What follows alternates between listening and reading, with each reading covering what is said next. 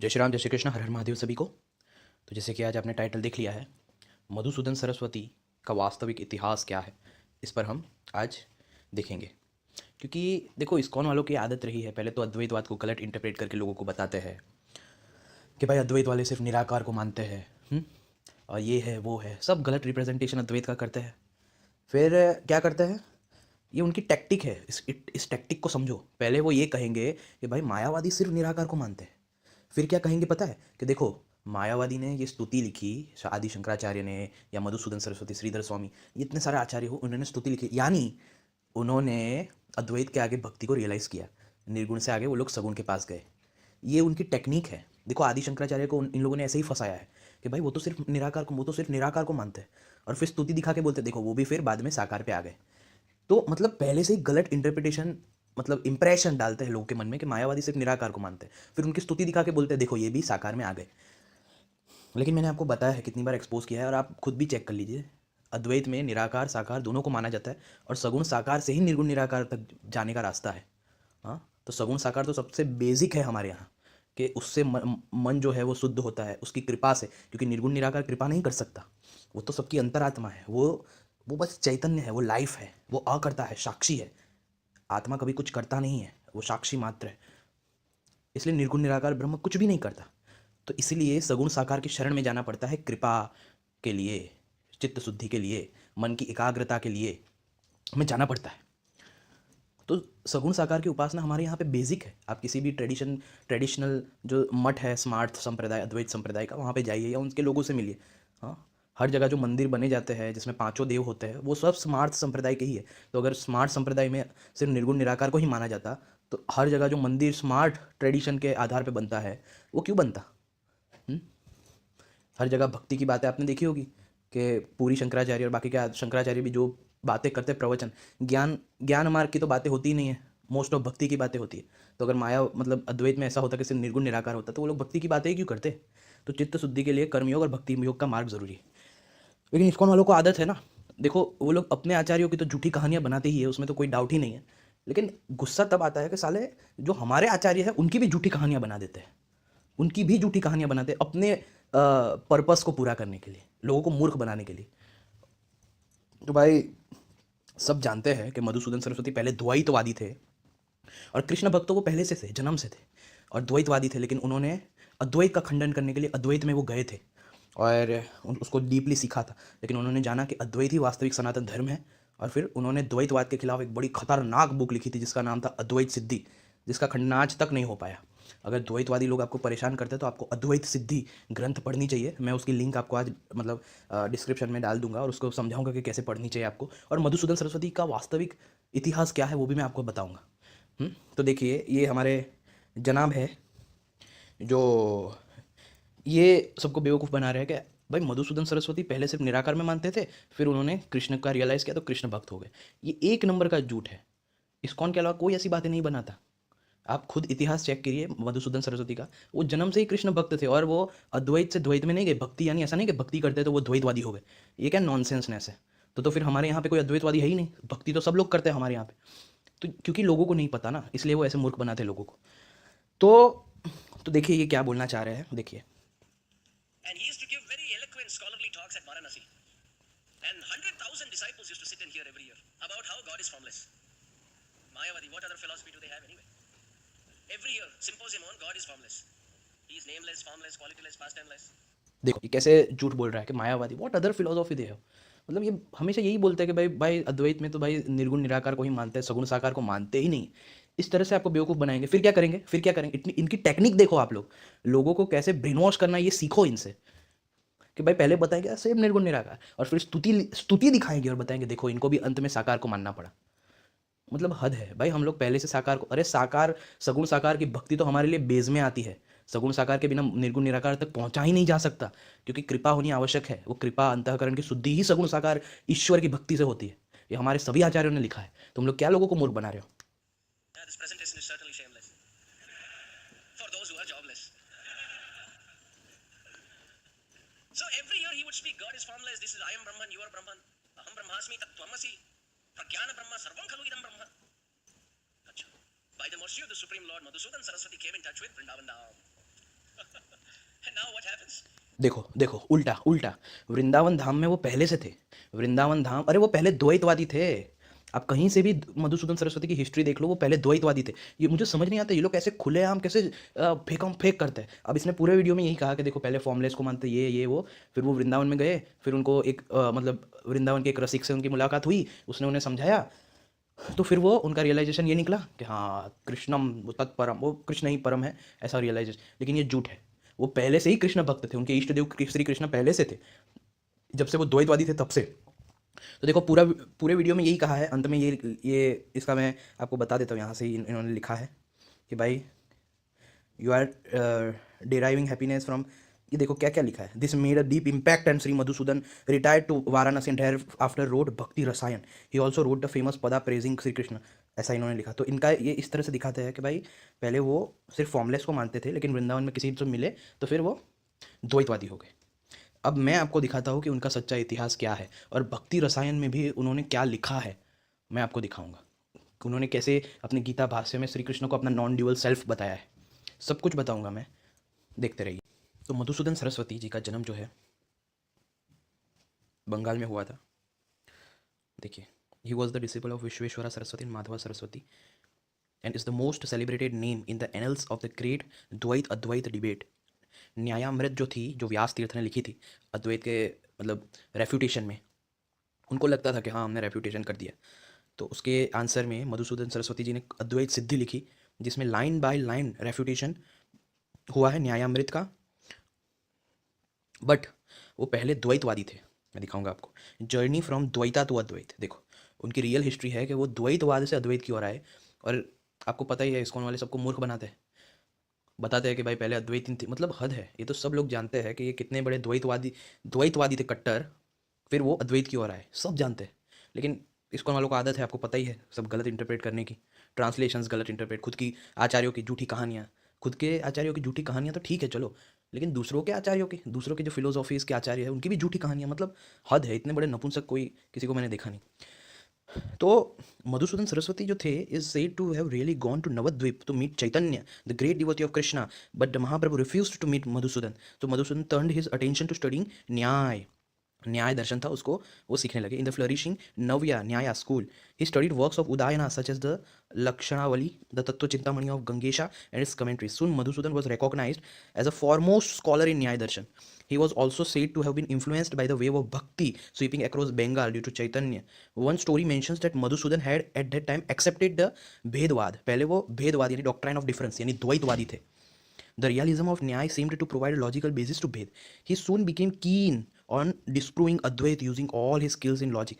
तो उनको ऐसा लगा कि मैं अद्वैतवाद का खंडन करके रहूँगा, मैं अद्वैत का खंडन करूँगा। But at the time, since he had not done any deep depth study of Advait with the attention of learning the details of Advait Vedanta in order to disprove them, लेकिन उसने पढ़ा नहीं था ना अद्वैत को डिटेल में, और जब तक किसी को डिटेल में पढ़ा ना जाए तब तक उसको रिफ्यूट कैसे करेंगे। तो इसमें लिख रहा है proceeded to the sacred city of Varanasi, there he studied Vedanta under Ram Tirtha. But as Madhusudan studied Advaita more and more he became convinced to the validity of Advaita. जैसे जैसे वो पढ़ते गए डीप में, उनको पता चला हाँ यार ये अद्वैत तो सही है, क्योंकि उन्होंने देखा होगा ये द्वैतवादी मूर्ख बनाते हैं, जीव को आत्मा बता बता के, जीव को अणु बता बता के ऐसा बताने का प्रयास करते हैं कि देखो अद्वैत इलॉजिकल है, ये है वो है। लेकिन उन्होंने समझा होगा कि जीव भाव क्या है, आत्मा भाव क्या है। हर शास्त्रों में आत्मा को अणु नहीं व्यापक बताया गया है, वो जीव है जिसको अणु बताया गया है।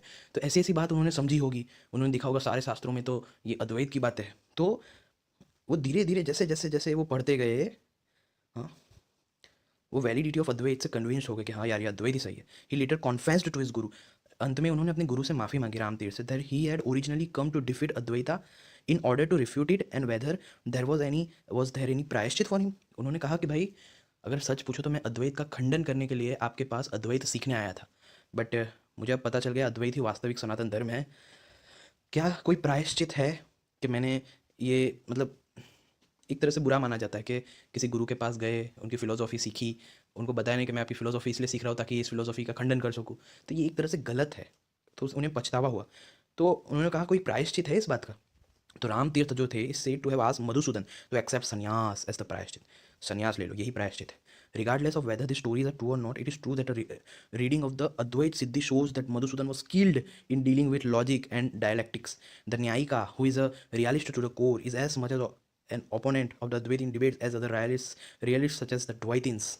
Madhusudan was more interested in defending Advait and tackling the exegetical interpretation of Vedanta aspects. Madhusudan wrote a number of works, all involving the defense and exposition of Advait Vedant, of which the largest and most respected is the Advait Siddhi. मैं कहूँगा ये अद्वैत सिद्धि सबको पढ़नी चाहिए. मतलब एकदम ज़बरदस्त book है. उसमें जिस तरह से रिफ्यूट किया है ना, मतलब आपका दिमाग काम नहीं करेगा. इतना हाई लेवल का लॉजिक है सब कुछ, which opposite the Dvaita Vedanta positions and arguments in Vyasa Tirtha's work Nyayamrit. Madhusudan also wrote at least 9 other works, of which 5 were the commentaries. फिर ये सब उन्होंने लिखा. लिस्ट ऑफ वर्क्स देखो. कृष्णा कुतूहला नाटका, वो कृष्ण भक्त तो जन्म से ही थे. ऐसा नहीं है कि ये जिस तरह से दिखाते हैं ना ये लोग कि कृष्ण पहले क्या करते हैं, पहले बस ये बताते हैं लोगों के दिमाग में, ये पैदा करता है कि भाई मायावादी सिर्फ निर्गुण निराकार को मानते, सिर्फ निर्गुण निराकार को मानते. और फिर उनके द्वारा लिखी स्तुतियों में भी सिर्फ कृष्ण की स्तुति दिखाएंगे. जैसे आदि शंकराचार्य ने सबके लिए स्तुति लिखी है, पंच ब्रह्म के लिए, अरे गंगा यमुना नर्मदा के लिए भी लिखी है स्तुति. हाँ, लेकिन वो लोग क्या करते हैं, चेरी पिकर्स, सिर्फ भज गोविंदम दिखाते हैं सबको, और सबके माइंड में ये क्रिएट करते हैं देखो अंत में आदि शंकराचार्य ने भी भज गोविंदम एक्सेप्ट किया. दूसरी स्तुतियाँ नहीं दिखाएंगे, जैसे शिवानंद लहरी, सौंदर्य लहरी, भैरवाष्टकम, फिर गणेश जी पे भी स्तुति है, बहुत सारी स्तुतियाँ स्तोत्र लिखे हैं. तो वैसे ही मधुसूदन सरस्वती तो पहले से कृष्ण भक्त थे, उनके इष्ट देव श्री कृष्ण थे जन्म से ही, वो द्वैतवादी थे तब से. तो ये लोग पहले बताते हैं कि मधुसूदन तो मायावादी थे, उसे निराकार को मानते थे. फिर कृष्ण के लिखी स्तुति दिखा के बताते देखो अंत में ये भी द्वैतवादी हुए, अंत में इन्हें भी भक्ति माननी पड़ी. तो मतलब इस तरह के आर्ग्यूमेंट आज तक किसी ने भी नहीं दिए, वाहियात आर्ग्यूमेंट, क्योंकि कोई ऐसे हिस्ट्री बदलने का, झूठ ऐसे बोलने की कोशिश नहीं करता इस्कॉन के अलावा. तो देखो इन्होंने अद्वैत शिव महिम स्तोत्र में जो कह रहा था ना, शिव महिम स्तोत्र पे भी कमेंट्री लिखी है. तो हमारे अद्वैत के आचार्य जो होते हैं वो पंच ब्रह्म पे लिखते ही लिखते हैं, लेकिन ये लोग जानबूझ के सिर्फ अपना जो इष्ट देव है उसके बारे में बताते हैं और लोगों को बताते देखो देखो देखो इन्होंने सिर्फ इनके बारे में लिखा. तो ऐसे बहुत सारे हमारे यहाँ पे अद्वैत ट्रेडिशन, स्मार्ट ट्रेडिशन में पंच ब्रह्म में से किसी एक को इष्ट देव मान के, दूसरे 4 को उनका स्वरूप मान के भक्ति करने का आदेश है कि अंत में अपने जो अंतर्यामी रूप है उसमें हम स्थित हो जाए, जो सर्वव्यापक स्वरूप है हमारा. मधुसूदन वो देखो इनकी इतने ज़बरदस्त है ये न्याय फिलोसॉफी में, इनके लॉजिक और ये सब इतने खतरनाक थे कि मतलब उस टाइम पे इनकी रिस्पेक्ट सबसे ज़्यादा थी. was so accomplished in Nyaya Navya new logic techniques that the following verse is quoted about him when he visited Nabadwip. जब ये नवद्वीप में पहुंचे तो वहाँ के लोग ये वर्स जो थे उनके लिए कहा उन्होंने कि भाई when Madhusudan the master of speech came to Navadvipa, Mathuranath Tarkavaglash, who was the foremost Navya Nyayika during those times, trembled with fear. And Gadadhara another logician of great repute became afraid. कि बड़े बड़े जो न्यायिका खुद को मानते थे ऐसे लोग अफ्रेड, डर जाते थे मधुसूदन सरस्वती का नाम सुनते ही. A few words about the authors. Madhusudan Saraswati is a towering giant among Advaitins and एफ oft quoted words regarding him is, मतलब ये वर्ड्स भी उनके लिए गाया जाता था कि only the goddess of learning, हाँ कि जो लर्निंग विद्या की जो देवी है सरस्वती माता, knows the limit of knowledge of Madhusudan Saraswati. सिर्फ वही जानती है कि मधुसूदन सरस्वती कितने बड़े ज्ञानी है और कोई नहीं जान सकता उनकी limit. And Madhusudan Saraswati knows the limits of knowledge of goddess Saraswati. देखो कितनी महान बात कही कि एंड मधुसूदन सरस्वती जो थे knows the limits of knowledge of goddess Saraswati. Follower of Bhakti Yoga, Madhusudan Saraswati was a great devotee at Lord Krishna, just like Apaya Dikshita, who integrated Shiva Advait into Advait Vedanta. Madhusudan breached the Satvata school of Pancharatra Vaishnavism and Advait Vedanta philosophy. Madhusudan boldly differs from Adi Shankara in some of his interpretations. कोई कुछ interpretation में थोड़ी different उनकी रही है, सिर्फ interpretation commentary में, वो भी ब्रह्मसूत्र and गीता पे. Although he salutes Adi Shankara and Sureshwara in the most reverential terms, tradition also recounts that Vitthalesha the son of Vallabhacharya, यानी जो वल्लभाचार्य जी के जो सन थे, वल्लभाचार्य कौन, जिन्होंने शुद्धाद्वैतवाद दिया, उनके जो सन थे विठलेशा, स्टडीड अंडर मधुसूदन सरस्वती. वो भी मधुसूदन सरस्वती जी के अंडर में उन्होंने स्टडी किया था. who thus forms a crucial link between Advaita Vedanta and many Vaishnava sects in the north.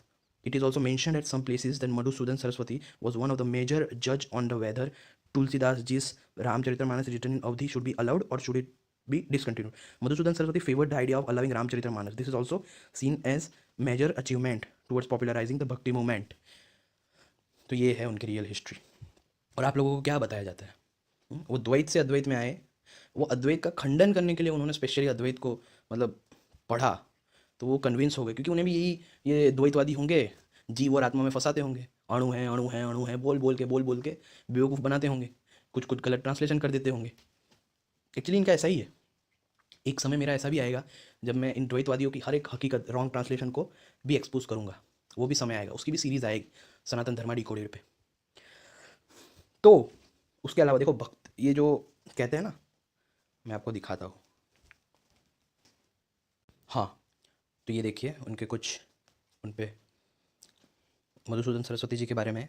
But he also revive Shankara's habit of blurring the distinction between the Parabrahma and the saguna deity, as in Shankara Krishna in Madhusudana's commentary on the Gita becomes primarily the avatar of the nirguna Brahman. यानी मधुसूदन सरस्वती जी ने भी अवतार of निर्गुण ब्रह्म माना है श्री कृष्ण को, of which he becomes perhaps paradoxically the earthly voice.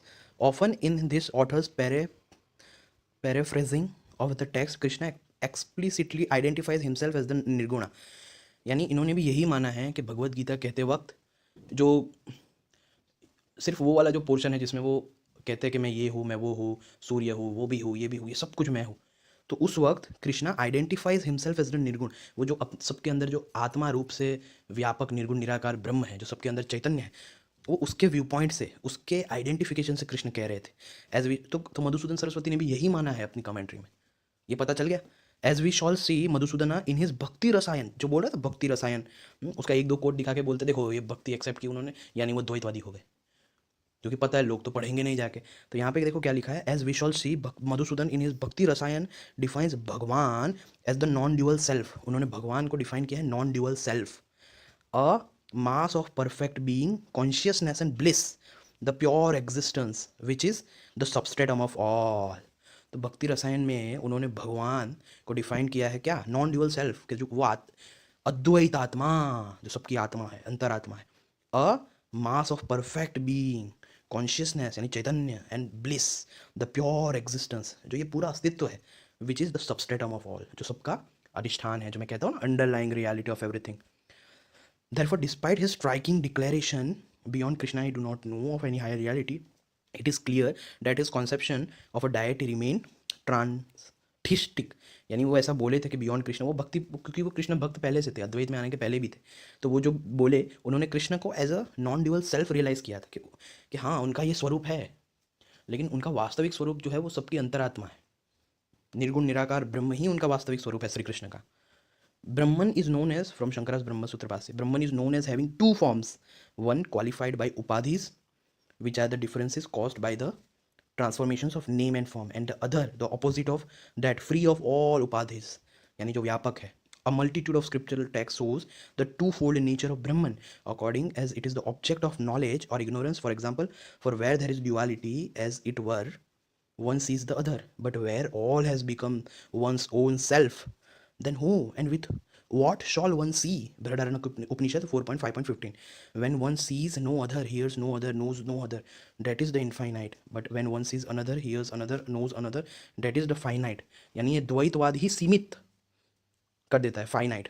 But जब ये रहे ही ना कि कोई अदर है, दूसरा कुछ है ही नहीं, एकमात्र सब नॉन ड्यूअल आत्मा स्वरूप मैं ही हूँ, ऐसा जब अनुभव हो जाता है तो ही वो इनफाइनाइट अनुभव है। The infinite is the immortal, जो इनफाइनाइट है वही इमॉर्टल है, और जो द फाइनाइट है वो मॉर्टल है। Chandogya Upanishad 7.424.1। This being the case, all discussions of Brahman as characterised by distinctions such as worshipper and object of worship are from within the state of ignorance. यानी जब तक हमारे में अविद्या है तब तक ही ये भाव रहता है कि भाई वर्शिपर और जो ऑब्जेक्ट ऑफ वर्शिप है, जो किसको वर्शिप किसको किया जाता है, सगुण ब्रह्म को, और जो वर्शिपर है वो अलग अलग है, ये अविद्या के कारण ही लगता है। तो ये देखो मधुसूदन सरस्वती के अद्वैत सिद्धि से कुछ प्रमाण है यहाँ पे, कि वो कह रहे हैं His hand is adorned by the flute, his complexion is like fresh dark cloud laden with water, he wears, his face is as beautiful as the full moon. From Madhusudan Saraswati's Samkhes Pasharika Samgraha, I worship that Brahman, truth, knowledge, infinite, non-dual bliss, which is directly realized for the sake of moksha by most excellent sages who have approached a guru, engaged in reflection and attained samadhi, who was born in Vrindavan. तो उनके अनुसार वो ब्रह्म ही थे जो वृंदावन में कृष्ण के रूप से जन्म लिया था, यानी वो ऐसे अलग अलग नहीं दिखते थे कि ब्रह्म कोई और है कृष्ण कोई और है, ब्रह्म ने जन्म लिया था कि जो ब्रह्म है, वो जो truth, knowledge, infinite, non dual bliss है, which is directly realise for the sake of moksha by most excellent sages who have approached a guru, engaged in reflection, and attained samadhi, who was born in Vrindavan for the joy of all as a result of austerity, of Nanda playing on the flute with face as beautiful as the moon, having eyes like lotus. उन्होंने देखो ये क्या कहा, this entire world arose without thought from the lord the son of अनका Dundubhi, the pure consciousness that neither arises nor disappears, transcending mind and the Vedic word. तो उन्होंने कृष्ण को pure consciousness के रूप में देखा. The author says, in order to proclaim his being the avatar of that pure consciousness. तो उन्होंने उस प्योर कॉन्शियसनेस का ही अवतार माना श्री कृष्ण को. फ्रॉम मधुसूदन सरस्वती इस भगवद गीता गुडार्थ दीपिका में से लिया गया. If the yogins with their minds controlled by the practice of meditation see the indescribable light, attributeless action, wondrous blue effulgence which runs about and plays on the banks of the Yamuna long as, मतलब देखो पहले ये कहते हैं कि जो yogis है with their minds control by the practice of meditation see that indescribable light, एट्रीब्यूटलेस, actionless, the supreme, let them see it, but as for me made at wondrous flu. देखो ये इस कोड को बहुत कोड करते हैं ये ISKCON वाले, ये दिखाने के लिए कि देखो मधुसूदन सरस्वती ऐसा कह रहे हैं कि वो लाइट थी, निर्गुण निराकार ब्रह्म लाइट है, लेकिन वो लाइट नहीं है. देखो यहाँ पे वर्ड यूज़ किया है उनके द्वारा, yogis. If the yogis with their minds controlled by the practice of meditation. यहाँ पे योगी, तो योगी लोग जो होते हैं वो कुछ योगी लोग एक अपने हृदय में लाइट देखने की कोशिश करते हैं, वो भी वन पॉइंटेडनेस के लिए, लेकिन इसको ज्ञान मार्ग के ब्रह्म के साथ नहीं जोड़ सकते. क्यों? क्योंकि हम ब्रह्म को कोई दृष्टि का विषय ही नहीं मानते, हम दृष्टि का विषय मानते ही नहीं. हम तो कहते हैं वो जानने वाला है, वो दृश्य नहीं है, वो दृष्टि का विषय है ही नहीं, वो मन का विषय ही नहीं है. तो लाइट ऐसे लाइट की तरह उसको सोचना तो बहुत दूर की बात है. और ना वो दृष्टि, मतलब वो दृष्टि का विषय है कि उसे देखा जाए. वो तो स्वयं दृष्टा है ना, क्योंकि वो तो चैतन्य रूप है, वो तो जानने वाला है. तो यहाँ ये जो कोट है ना, वो योगियों के लिए है कि कुछ योगी लोग जो होते हैं वो लाइट, इनडिस्क्राइबेबल लाइट ऐसे देखने की कोशिश करते हैं, वो योगी करते. ज्ञानी कभी किसी लाइट को देखने की कोशिश नहीं करता. तो जो किसी को ज्ञान मार्ग का बेसिक नॉलेज नहीं होता तो इस्कॉन वाले उन्हें बेवकूफ़ बना देते. देखो देखो देखो, मधुसूदन सरस्वती खुद बोल रहे हैं कि ये जो ब्रह्म यानी लाइट, जो ज्योति है ना, उसको मैं नहीं देखूंगा, उनको योगियों को देखने दो, मैं तो श्री कृष्ण को ही, ब्लू जो है उसको देखने वाला हूँ. तो यहाँ पे ज्ञानियों की बात नहीं कर रहे, यहाँ पे मधुसूदन सरस्वती योगियों की बात कर रहे हैं. इसलिए यहाँ पे लिखा है इफ़ द योगिन्स, ज्ञानीज नहीं लिखा यहाँ पे. तो इस्कॉन का भी यहाँ पे खंडन हो गया. क्योंकि और दूसरी बात, सी दैट इनडिस्क्राइबेबल लाइट, भाई ज्ञान मार्ग में कोई लाइट नहीं देखता किसी की. हाँ, उसको बृहदारण्यक के उपनिषद में और बाकी सारे उपनिषद में बताया गया है, वो दृष्टि का विषय नहीं है, वो दृष्टा है, वो जानने का विषय नहीं, वो जानने वाला है. हाँ, it is the I of the I, mind of the mind, प्राण ऑफ द प्राण. तो वो लाइट तो देखने की तो बड़ी दूर की बात है. ब्रह्म को हम ये भी नहीं कहते कि वो माइंड में सोचा जाए, क्योंकि कोई है ना जो सोच रहा है. वो कौन है? सोच तो अभी आई और गई, लाइट अभी दिखी और गई. तो जो आ रहा है, जा रहा है, अनुभव हो रहा है और अनुभव जा रहा है, वो ब्रह्म कैसे हो सकता है? ब्रह्म को तो सत कहा गया है, जो सदा से है सदा रहेगा. तो इसलिए कहते हैं वो दृष्टि का विषय नहीं है, वो कोई अनुभव नहीं है. वो लाइट तो दूर की बात, वो कोई अनुभव भी नहीं है, क्योंकि वो अनुभव करने वाला है. इसलिए कहते हैं अयम आत्मा ब्रह्म, कि ये जो जानने वाला है ना, जो ये जान रहा है सब कुछ, ये जो दृष्टा है वो है वास्तविक ब्रह्म. ब्रह्म कभी भी दृश्य नहीं बन सकता, दृष्टि का विषय नहीं बन सकता वो. तो यहाँ पे इस्कॉन का खंडन होता है कि वो बार बार ये बताते, देखो ये लाइट यानी ये अद्वैत इसको चिढ़ा रहे. ये अद्वैत इसको नहीं चिढ़ा रहे. ज्ञान मार्ग में कभी ऐसा कहा ही नहीं जाता कि भाई ब्रह्म यानी कोई लाइट है. वो कहते हैं जो दिख रहा है वो ब्रह्म नहीं है, यानी ब्रह्म का वास्तविक स्वरूप नहीं है. क्यों? क्योंकि वो दृष्टि का विषय ही नहीं है, वो तो मन से परे है. तो लाइट कहाँ से वो हो गई? हाँ, लाइट का अनुभव तो आया और गया. तो जो आता है जाता है, वो रियलिटी कैसे हो सकती है? वो सत्य कैसे हो सकता है? तो इसलिए कहा जाता है नेति नेति. जब चित्त वृत्तियों का निरोध हो जाए, तो जब अपने स्वरूप में जो स्थित हो जाए, वही ब्रह्म रियलाइजेशन है. वो चैतन्य स्वरूप में स्थित हो जाना, अपने दृष्टा स्वरूप में स्थित हो जाना. तो देखो यहाँ पे इस कमेंट्री में साफ साफ जो मधुसूदन सरस्वती है वो कह रहे हैं, ये कमेंट्री है 4.6, कि in the first half of the verse it is accepted that God can not have a physical body. He excludes taking on a new body even though I am birthless. His separation from an old body by saying undying by nature, from Brahma down to a blade of grass. What then is the nature of this embodiment? So in the second half of this verse, there he says, commanding my own primordial matter, I take birth. Primordial matter, also called Maya. possessed of many and variegated powers, clever in accomplishing that which is impossible, is my own. It belongs to me as an adjunct upadhi. So commanding this maya, controlling it with the light of consciousness, I take birth. By a particular transformation of that maya, I am born.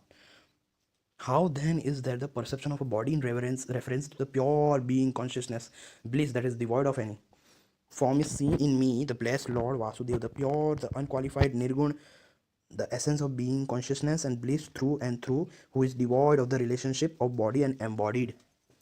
तो ये था उनका, उनकी commentary, ये था उनका मानना. The essence of being consciousness and bliss through and through, who is devoid of the relationship of body and embody. This divine maya of mine is difficult to cross.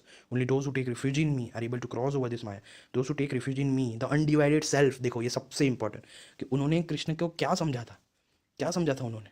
एक तो सगुण साकार रूप है उनका, लेकिन जब जब वो गीता में मैं की बात कर रहे थे, मोस्टली उनका जो मैं था वो सर्वात्मा था, यानी जो सबके अंदर आत्मा रूप से चैतन्य है, हाँ, जो निर्गुण निराकार ब्रह्म है, उसकी और पॉइंट करके बोल रहे थे. तो यही मधुसूदन भी कह रहे हैं कि रिफ्यूजी इन मी, मेरी शरण में आओ का क्या मतलब है कि ये जो अनडिवाइडेड सेल्फ है हम सबका, जो चैतन्य है, that is consciousness bliss and existence devoid of all agents, who make the object of the mental modification that suppresses ignorance and all its effects, generated by the Upanishadic texts, and making the form of an immediate unconditioned realization, having the equality of inexpressible pure consciousness, being the fruit of all good deeds arising from the maturation of deep meditation, yani nididhyasana. Those persons, whoever they are, easily go beyond maya, the source of all misfortune, even though it is exceedingly difficult to cross over. और सबसे main चीज़ यहाँ पे ये भक्ति रसायन से है. The objects that imprint their forms in the mind are not distinct from the blessed Lord. जो भी हम सोचते हैं वो अलग नहीं है blessed Lord से, because they are superimposed on him. For all objects appear as existent as an existing pot or as existing cloth, because they participate in the existence of the blessed Lord himself. According to the Upanishad text, all this verily is Brahman in origin, duration and dissolution. All things arise from the blessed Lord alone, exist in the blessed Lord alone, and dissolve in the blessed Lord alone, because they are known to be non-different from the blessed Lord, like pots from clay, and will be contradicted by true knowledge, like the manifestations of the dream state and so on. And therefore, because things that are superimposed are annulled by the knowledge of their substratum, all things vanish at the manifestation of the form of the blessed Lord and merge in him. This being the case, all love, even that directed toward worldly objects, become fixed on the blessed Lord, because nothing different from his is presented to awareness. Therefore, by reasoning such as this, it may be determined that the blessed Lord is the non-dual self. भगवान is, अब मैंने दिखाया था ना कि उन्होंने भगवान को नॉन ड्यूअल सेल्फ कहा, ये वही कमेंट्री है भक्ति रसायन में. Therefore, by reasoning as this is, it may be determined that the blessed Lord is the non-dual self, a mass of perfect being, consciousness and bliss, the pure existence that is the substratum of all. For one who has so determined, the higher non-attachment called mastery arises towards the objects of waking experience, because they are found to be as insignificant as the objects of a dream. What sort of knowledge it is meant? Everything other than the blessed Lord, because it is transient, is false, like a dream. It is devoid of true significance. He is the supreme bliss. The blessed Lord alone is real.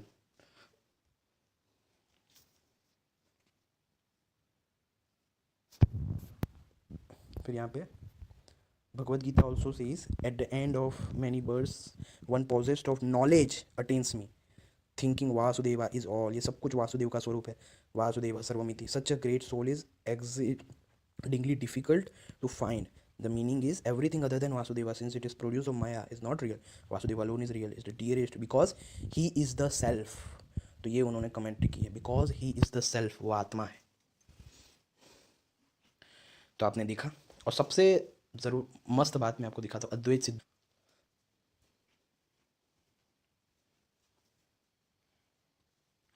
अद्वैत सिद्धि नाम जो उनका सबसे famous ग्रंथ है, उन्होंने शुरू से ही ऐसी मस्त लाइन लिखी है, सुन के ही मज़ा आ जाती, पढ़ के ही मज़ा आ जाती. क्या लिखा? द्वैत के विशाल नीलांबर को चीरती हुई अद्वैत ज्योति समुद्भासित होती है. कि द्वैत के विशाल नीलांबर को, कि द्वैत रूपी जो विशाल नीलांबर है उसको चीरती हुई अद्वैत ज्योति समुद्भासित होती है. तो ये ग्रंथ पढ़ो, ये अद्वैत सिद्धि बड़ा अच्छा ग्रंथ है. बहुत मतलब क्या कहो इसको मैं, इतना अच्छे से सब कुछ, इतना हाई लेवल का लॉजिक और ये सब अप्लाई किया है इसमें कि जिसकी कोई सीमा नहीं है. और आप इस साइट से भी पढ़ सकते हो। ये जो साइट है वो मैं अपने डिस्क्रिप्शन में और पिन कमेंट में पोस्ट कर दूंगा। ये साइट अद्वैत सिद्धि की, इसमें पूरी अद्वैत सिद्धि है।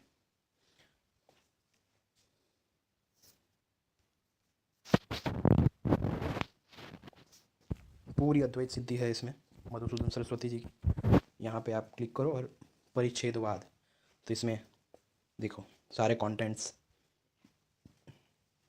द्वैतवाद का समूल खंडन इसमें किया हुआ है लाइन बाय लाइन। ये देखो,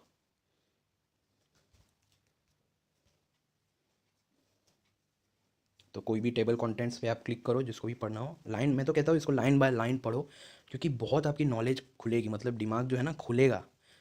ऐसी बातें पढ़ के दिमाग खुलता है, माइंड और ब्रॉड हो जाता है। आपकी जो लॉजिक की स्किल्स है वो इतनी ज़्यादा डेवलप हो जाएगी कि क्या कहूँ मैं। तो ये सब लाइन बाय लाइन द्वैतवाद का जो न्यायामृत जो लिखा था व्यास तीर्थ ने, उसका खंडन किया गया। तो बहुत मतलब अच्छी बुक है ये अद्वैत सिद्धि, पढ़नी चाहिए आपको। मैं इसको, ये जो लिंक है इस साइट की जिसमें पूरी अद्वैत सिद्धि है, उसको मैं अपने डिस्क्रिप्शन में और कमेंट में पोस्ट, पिन कमेंट में पोस्ट कर दूंगा। तो ये बात है। देखो सब उल्टा निकला ना, इन लोगों ने जो भी कहा, हाँ ये इस्कॉन वाले जो भी अब मधुसूदन सरस्वती के बारे में फैलाते हैं उसका उल्टा ही निकलता है। हर वीडियो में मैं वही कहता हूँ कि ये लोग जो कहानी बताते हैं उसकी उल्टी ही निकलती है। भागवत में हर जगह अद्वैत है और ये लोग अद्वैत का विरोध करते हैं। गीता में हर जगह अद्वैत है और ये लोग अद्वैत का विरोध कर, वो सिर्फ बिजनेस के लिए, इनके खुद के। इसीलिए इनके प्रभु जी क्या कहते हैं पता है, इनके प्रभु जी कि भाई सिर्फ चैंटिंग करो, शास्त्र कभी मत पढ़ना, शास्त्र पढ़ने से टाइम वेस्ट होता है, आप सिर्फ चैंटिंग पे ध्यान दो। वो ऐसा इसलिए कहते हैं कि उन्हें पता है कि ये लोग जब शास्त्रों को पढ़ लेंगे ना, तो इन प्रभु जियों की हकीकत पता चल जाएगी लोगों को कि ये प्रभु जी एक नंबर का झूठा ज्ञान सबको दे रहे हैं। साले मुझे तो इतना गुस्सा आता है इन लोगों पर कि अपने आचार्यों की तो झूठी झूठी कहानियाँ बनाई तो बनाई बेशर्मों ने। हाँ, अपने प्रभुपाद लीलामृत भी लिख दी जिसमें प्रभुपाद की न जाने क्या क्या लीलाएं भरी कहानियाँ बनाई हैं।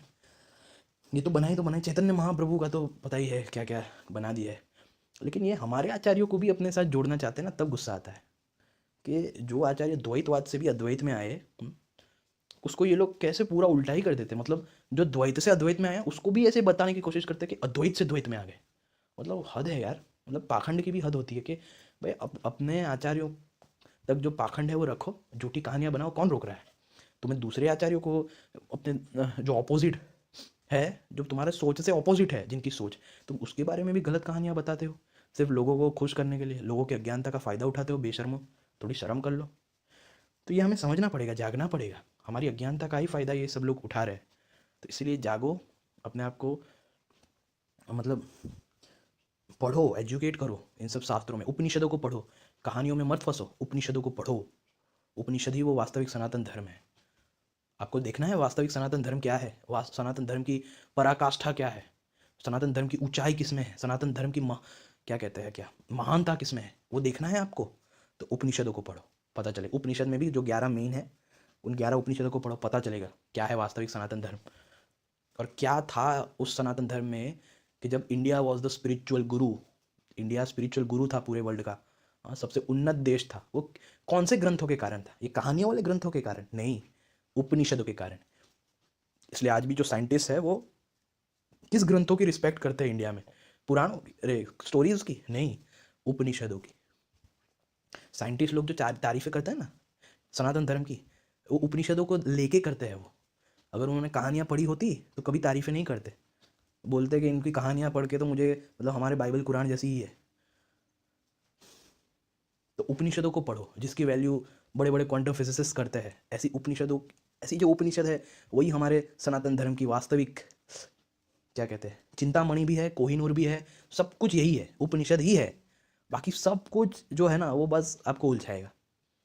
अगर आपको रियल ब्यूटी देखनी है सनातन धर्म की तो उपनिषदों को पढ़ो, ऐसे ग्रंथ पढ़ो, अद्वैत सिद्धि और ये सब जो ग्रंथ है ना, आप भी लिख सकते हो। ये सब ग्रंथ लिखने की जो पावर है, इनके जो लॉजिक है, वो इतने ज़बरदस्त क्यों होते हैं? क्योंकि इन्होंने उपनिषदों को पढ़ा है। आप भी उपनिषदों को पढ़ो, आपका लॉजिक देखो क्या हो जाएगा। हम्म? बिना क्वांटम फिजिक्स की अलग से स्टडी किए आप क्वांटम फिजिक्स से भी ज़्यादा इंटेलिजेंट माने जाएंगे, इतनी ज़्यादा गणों में। तो बस इतना ही मुझे कहना है। और बहुत सारी स्तुतियाँ लिखी है, जिसको चेरी पिक करते हैं इस्कॉन वाले, उस स्तुतियों पे ध्यान मत दो, क्योंकि वो स्तुतियों में भी अंत में वो नॉन ड्यूअल सेल्फ को ही कहा गया है, हमने देख लिया। तो सिर्फ कृष्ण की नहीं लिखी, इन्होंने शिव महिमा स्तोत्र पे कमेंट्री भी लिखी है, वो भी हमने देख लिया। और इस्कॉन वाले जो भी चेरी पिकिंग करें उनकी बातों पे ध्यान मत दो, वो उल्टे है। समझ लो वो जो भी बोले ना एक्चुअली में उसका उल्टा हुआ है, ऐसा हम मन में बिठा ही दो कि वो जो भी बोले उसकी हकीकत जो है, स्टोरी जो होगी उसकी उल्टी हुई होगी। जैसे कि वो बोले कि हम जो है मुंबई से सूरत आए, तो उसका मतलब है वो सूरत से मुंबई आए। तो वो जो बोले उसका उल्टा ही समझो। वो बोले ना कि ये द्वैत से मतलब अद्वैत से द्वैत में है, मतलब समझो वो ये रियलिटी ये है कि ये द्वैत से अद्वैत में है। क्योंकि उनकी आदत ऐसी है उल्टा बोलने की। वो कहते हैं ना कलयुग में सब उल्टा होगा। कहते हैं ना कलयुग में सब उल्टा होगा, राम जी कह गए सिया से ऐसा कलयुग आएगा। हाँ, तो ये इस्कॉन वाले सबसे बड़े उदाहरण है।